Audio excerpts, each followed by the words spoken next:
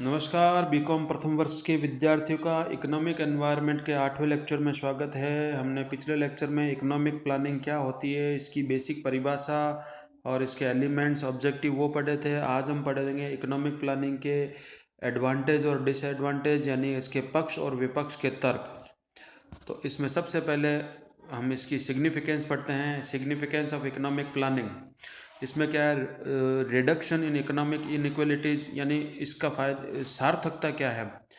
Reduction in economic inequalities आर्थिक रूप से असमानता को कम करता है। रैपिड इकोनॉमिक डेवलपमेंट, आर्थिक जो विकास है वो तेज़ी से करता है। बैलेंस रीजनल डेवलपमेंट, क्षेत्रीय विकास का संतुलन बनाए रखता है। सॉल्यूशन फॉर जॉबलेसनेस, बेरोजगारी का समाधान निकालता है। इंक्रीजिंग लिविंग स्टैंडर्ड, जीवन स्तर को बढ़ाता है, सुधारता है। Economic stability and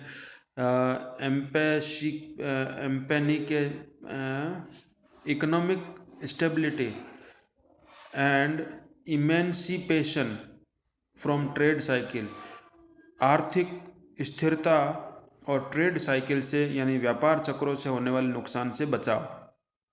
elimination from social एक्सप्लॉइजन, जो सामाजिक विरोधाभास है, टकराव है, उसको हटाना। Abolition of cut throat competition, जो गला काट प्रतियोगिता है उसको हटाना, कम करना। रिडक्शन इन सोशल कॉस्ट, सामाजिक लागतों को कम करना। Moral upliftment and restrictive trade practices, नैतिक रूप से वृद्धि करना, उसका नियमों, नैतिक रूप से जो व्यापार के और लोगों के नियम हैं उनको उत्थान करना। और रेस्ट्रिक्टिव ट्रेड प्रैक्टिसेस, ऐसी व्यापारिक गतिविधियां जो प्रतिबंधित है उनको रोकना। एंड द लास्ट में है helpful at the time of national crisis, राष्ट्रीय आपदा के समय हेल्पफुल होता है। ये कुछ इसके सिग्निफिकेंस है इकोनॉमिक प्लानिंग के। Then limitation of economic planning, limitation कहाँ तक लिमिट है, अगर क्यों हम इसको आगे नहीं बढ़ा सकते हैं।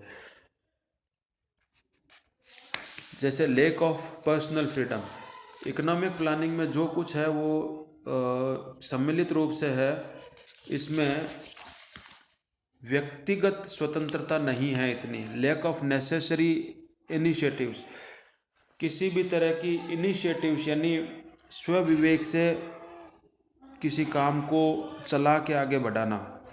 रेड टेपिज्म, लाल फीताशाही, अफसरों की मनमानी चलती है। Long term planning is not successful, economic planning में जो दीर्घकाल की जो प्लानिंग बनाती है वो कभी भी सक्सेस नहीं हो पाती। Then lack of consumers freedom, उपभोक्ता की जो स्वतंत्रता है उसकी कमी होती है। Instability due to political changes, आर्थिक राजनीतिक रूप से जो परिवर्तन आते हैं उसके कारण इसमें अस्थिरता रहती है। इंटरनेशनल कॉन्फ्लिक्ट, अंतर्राष्ट्रीय स्तर पर टकराव होता है। Need for large man power, इसके लिए बहुत ज़्यादा मैन पावर यानी मानव श्रम की ज़रूरत होती है। इंक्रीज इन करप्शन, इससे भ्रष्टाचार को बढ़ावा मिलता है। लैक ऑफ प्राइस मैकेनिज्म, इसके लिए इसमें कोई एक प्रॉपर कीमत निर्धारित करने वाला तंत्र नहीं है। Essential conditions for success of economic planning, अगर हमें इकोनॉमिक प्लानिंग को सक्सेस करना है तो उसके लिए क्या क्या कंडीशंस हो सकती है, वो है सबसे पहले राजनीतिक स्थिरता, पॉलिटिकल स्टेबिलिटी। फिर high moral character of public, जनता का नैतिक चरित्र बहुत ऊंचा होना चाहिए। Elasticity on economic planning, economic planning में लोचता होनी चाहिए ताकि समय समय पर अगर परिवर्तन आए तो उनको बदला जा सके। देन पब्लिक सपोर्ट, जनता का सहयोग होना चाहिए। Capable and experienced planning forum, planning को एग्जीक्यूट करने वाले लोग जो है वो कैपेबल यानी सक्षम होने चाहिए और अनुभवी होने चाहिए। Capable and qualified officers with the feeling of public services, ऐसे अधिकारी होने चाहिए जो जनता की सेवा की फीलिंग रखते हो और उसमें सक्षम हो और योग्य हो। Accurate, sufficient and timely availability of statistical data, सांख्यिकी जो आंकड़े हैं वो आपको सही, समुचित मात्रा में और समय पर मिले, ऐसा ज़रूरी है। सफिशिएंट फाइनेंस अवेलेबिलिटी, प्रयुक्त जो वित्त है वो भी समय पर अवेलेबल होना चाहिए, प्राप्त होना चाहिए। Objective as per the priorities, प्राथमिकताओं के आधार पर उद्देश्यों का निर्धारण होना चाहिए। एंड प्रॉपर फॉलोअप सेटअप, यानी जो योजना बनी है उसको प्रॉपर फॉलोअप करें, उसको बीच बीच में चेक करते रहें, इसकी भी एक व्यवस्था होनी चाहिए। अब तक भारत में जो पंचवर्षीय योजनाएं चली हैं उनका एक मैंने समय के आधार पर आपको संक्षिप्त विवरण देना चाहूँगा। कि पहली योजना 1951 से 55 तक, दूसरी योजना 56 से 60 तक, तीसरी योजना 61 से 65 तक। अब इसके बाद में क्या हुआ, 1962 में भारत चीन का युद्ध हुआ और 1965 में भारत पाकिस्तान का युद्ध हुआ, और इसी दौरान बहुत ज़्यादा सूखा भी पड़ा।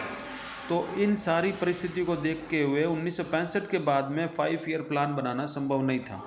तो 1966, 1967 और 1968 में 3 एक वर्षीय योजनाएं बनाई गई, और फिर 1969 से लेकर 73 फिर चौथी पंचवर्षीय योजना, 74 से 77 पाँचवीं, 80 से 85 तक छठी, और इसी क्रम में चलते हुए पंचवर्षीय योजनाएं चली। और जो लेटेस्ट 12वीं पंचवर्षीय योजना थी वो 2012 से लेकर 2017 तक थी। अब जो है इनका थोड़ा स्वरूप बदल गया है। वर्तमान में योजना आयोग की जगह नीति आयोग बना दिया गया है। अब लेटेस्ट में जो इनका प्रोसेस है, तरीका है, वो थोड़ा बदला हुआ है, जिसको हम आगे के लेक्चर में पढ़ेंगे। तो इस तरीके से हमने ये पढ़ा इकोनॉमिक प्लानिंग के फ़ायदे नुकसान क्या हैं, लिमिटेशन क्या है, स्ट्रेटजीज़ क्या हैं, और अब तक भारत में कितने 5 ईयर प्लान आ चुके हैं वो देखें अपने। तो इसी में कंटिन्यू टच में रहें, और जो भी आपके पास उपलब्ध बुक हो उससे पढ़ते रहें। स्वस्थ रहें, फिर मिलेंगे।